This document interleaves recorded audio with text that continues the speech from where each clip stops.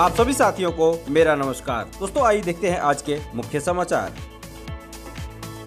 आइए दोस्तों लेते हैं पहले समाचार को। अपनी स्क्रीन पे आप देख सकते हैं राष्ट्रीय शैक्षिक महासंघ उत्तर प्रदेश का ये लेटर है और ये लेटर आपके उपार्जित अवकाश के संबंध में है। जी हाँ दोस्तों, आप जानते हैं कि वर्तमान में आप छुट्टियों के दिनों में कार्य तो करते हैं, लेकिन उसके बदले आपको जो प्रतिकर या उपार्जित अवकाश दिया जाता है वो बहुत सारे जनपदों में ऐसा नहीं किया जा रहा है। ऐसे में राष्ट्रीय शैक्षिक महासंघ ने श्रीमान शिक्षा निदेशक बेसिक उत्तर प्रदेश लखनऊ को ये लेटर लिखा है। विषय है बेसिक शिक्षा परिषद उत्तर प्रदेश के शिक्षकों से अवकाश की अवधि में कार्य के बदले प्रतिकर या उपार्जित अवकाश प्रदान किए जाने के संबंध में। आइए दोस्तों इस देखते हैं क्या लिखा है। महोदय, उत्तर प्रदेश शासन द्वारा कर्मचारियों को प्रतिकर अवकाश उपार्जित अवकाश प्रदान किए जाने के संबंध में समय समय पर आदेश जारी किए गए हैं। उक्त अवकाश का लाभ बेसिक शिक्षा परिषद उत्तर प्रदेश के शिक्षकों एवं शिक्षकेतर कर्मचारियों को भी प्रदान किए जाने हेतु राष्ट्रीय शैक्षिक महासंघ उत्तर प्रदेश आपसे अनुरोध करता है। इसमें पहला जो अनुरोध किया गया है वो ये है, सचिव उत्तर प्रदेश शासन के आदेश संख्या 26 जुलाई 1973 द्वारा प्रतिकर अवकाश संबंधी प्रावधानों का लाभ बेसिक शिक्षा विभाग उत्तर प्रदेश के शिक्षकों को भी प्रदेश में निर्वाचन संबंधी कार्य यथा बीएलओ ड्यूटी, पदाविहित अधिकारी, पल्स पोलियो ड्यूटी पर रविवार व अवकाश के दिनों में कार्य के बदले मिलता रहा है। किंतु वर्तमान समय में कई जनपदों में विभागीय अधिकारियों द्वारा शिक्षकों को अवकाश की अवधि के दिनों में किए गए कार्य के बदले प्रतिकर अवकाश प्रदान नहीं किया जा रहा है। दूसरा बिंदु है, सचिव बेसिक शिक्षा परिषद उत्तर प्रदेश के कार्यालय पत्रांक दिनांक 20 फरवरी 1998 द्वारा परिषदीय शिक्षकों को ग्रीष्मकालीन अवकाश की अवधि में किए गए कार्य दिवस के सापेक्ष 30/48 दिवस की गणना के आधार पर उपार्जित अवकाश अनुमन्य किए जाने का आदेश निर्गत किया गया था। उक्त के संबंध में अनुरोध है कि बेसिक शिक्षा परिषद के शिक्षकों को ग्रीष्मावकाश में 15 दिनों की कटौती करके 15 दिन शीतावकाश प्रदान किया गया है।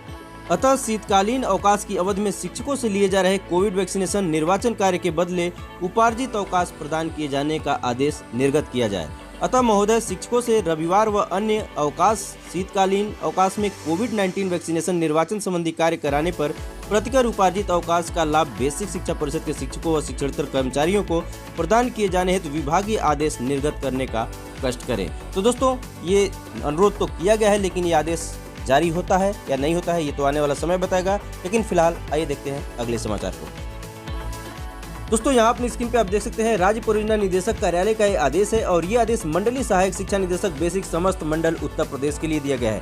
और इसके अलावा दोस्तों जिला बेसिक शिक्षा अधिकारी जनपद लखनऊ, बांदा, झांसी, आजमगढ़, गोंडा, फैजाबाद, कानपुर नगर, मुरादाबाद, बस्ती, गोरखपुर, मिर्जापुर, वाराणसी, प्रयागराज, बरेली, अलीगढ़, आगरा, सहारनपुर एवं मेरठ जनपदों के लिए ये आदेश जारी किया गया है। अगर हम डेट की बात करते हैं दोस्तों तो 5 जनवरी 2022 यानी कल के डेट में आदेश हुआ है और विषय है निपुण भारत के अंतर्गत 3 माह के स्कूल रेडनेस मॉड्यूल से संबंधित समय सारणी गतिविधि कैलेंडर पर आधारित टीएलएम निर्माण कार्यशाला के संबंध में ये आदेश जारी किया गया है।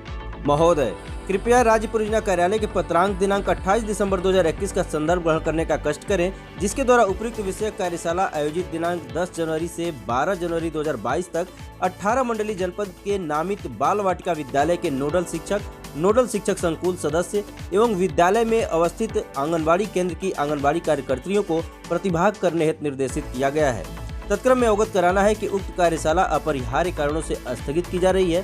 कार्यशाला की अग्रिम तिथि से शीघ्र ही आपको अवगत कराया जाएगा। तो दोस्तों इस तरह से जो 10 जनवरी से 12 जनवरी तक के बीच में जो कार्यशाला आयोजित होनी थी वो स्थगित हो चुकी है और इसकी नई सूचना शीघ्र ही जारी होगी। जो भी अपडेट होगा हम आपको अवगत कराएंगे। फिलहाल आइए देखते हैं अगले समाचार को। दोस्तों यहाँ देख सकते हैं शिक्षा निदेशक बेसिक उत्तर प्रदेश लखनऊ डॉक्टर सर्वेंद्र विक्रम बहादुर सिंह जी का आदेश है, जो कि जिला बेसिक शिक्षा अधिकारी समस्त जनपद उत्तर प्रदेश को दिया गया। अगर हम डेट की बात करते हैं तो 28 दिसंबर 2021 का डेट है। विषय है विद्यांजलि कार्यक्रम के प्रचार प्रसार एवं प्रभावी क्रियान्वयन के संबंध में। और दोस्तों हम आपको बता दें कि इसके पूर्व में जो शासनादेश जारी किया गया था, जो 25 नवंबर 2021 का शासनादेश है, उसी के संदर्भ ग्रहण करने की बात हो रही है। आप अवगत हैं कि राष्ट्रीय शिक्षा नीति NEP 2020 अपने लक्ष्यों और उद्देश्यों की प्राप्ति में समुदाय के साथ साथ निजी क्षेत्र की सक्रिय भागीदारी के माध्यम से भारत में शिक्षा के सभी स्तरों पर परिवर्तन की परिकल्पना करती है। माननीय प्रधानमंत्री जी द्वारा विद्यांजलि पहल का प्रारंभ किया गया है, जिसका उद्देश्य पूरे देश में सामुदायिक, कारपोरेट, सामाजिक उत्तरदायित्व, CSR और निजी क्षेत्र की भागीदारी के माध्यम से विद्यालयों को और अधिक सुदृढ़ करना है। विद्यांजलि को स्कूल शिक्षा और साक्षरता विभाग की वेबसाइट पर होस्ट किए गए पोर्टल के माध्यम से कार्यान्वित किया जाता है, जहां भारत का कोई भी नागरिक PIO भारत में पंजीकृत संगठन सीधे सरकारी और सरकारी सहायता प्राप्त विद्यालयों से जुड़ सकता है और सेवाओं, गतिविधियों, संपत्ति, सामग्री, उपकरण के रूप में योगदान कर सकता है। विद्यांजलि का उद्देश्य योगदानकर्ताओं को सीधे विद्यालयों से जोड़कर सुगमकर्ता के रूप में कार्य करना है। सरकार से इतर उपलब्ध क्षमता का दोहन करके विद्यालयों में ज्ञान, कौशल, मानव संसाधन की खाई को समाप्त करने का प्रयास है। यह सरकारी जिम्मेदारी का स्थानापन्न नहीं है, बल्कि सर्वोत्तम संभव तरीके से अंतिम मील तक पहुंचने सरकारी प्रयासों का पूरक और सुदृढ़ करने के लिए है। योगदानकर्ता प्रासंगिक ज्ञान और विभिन्न कौशलों के साथ सरकारी विद्यालय में सह शैक्षिक सेवाओं, गतिविधियों में भाग ले सकते हैं और वहां ज्ञान, कौशल, मानव संसाधन के अंतर को समाप्त कर सकते हैं। विदित है कि देश आजादी का अमृत महोत्सव मना रहा है। विद्यांजलि सबका साथ, सबका विकास, सबका विश्वास के साथ सबका प्रयास के संकल्प का प्रतिबिंब है। विद्यांजलि NEP 2020 द्वारा परिकल्पित सामुदायिक भागीदारी और स्वामित्व को समृद्ध करती है।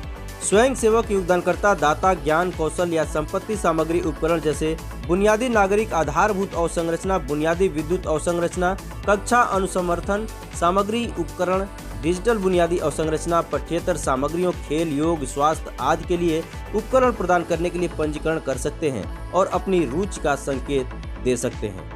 इस संबंध में आपको निर्देशित किया जाता है कि स्वयं सेवकों, योगदानकर्ताओं को जुटाकर सामुदायिक भागीदारी की प्रक्रिया को तेज करने, विद्यांजलि पहल को लोकप्रिय बनाने, इसका प्रचार प्रसार एवं प्रभावी क्रियान्वयन करने तथा एक सक्षम वातावरण बनाने में व्यक्तिगत रुचि लेने का कष्ट करें, ताकि विद्यालयों में गुणवत्ता को बढ़ाने के लिए समाज, समुदाय के पास उपलब्ध संसाधन, कौशल, संपत्ति इत्यादि का सर्वोत्तम उपयोग किया जा सके। कृपया अधिक जानकारी के लिए यहाँ पे एक लिंक दिया गया है, इसको देखने की बात कही जा रही है। तो इस प्रकार से आप समझ पाए होंगे कि विद्यांजलि योजना क्या है और इसके तहत कौन कौन सी गतिविधियां करनी है। तो दोस्तों, ये रहे अब तक के मुख्य समाचार। चैनल को अभी तक सब्सक्राइब नहीं किया, सब्सक्राइब कर लीजिएगा। मिलता है नेक्स्ट वीडियो में, तब तक के लिए नमस्कार।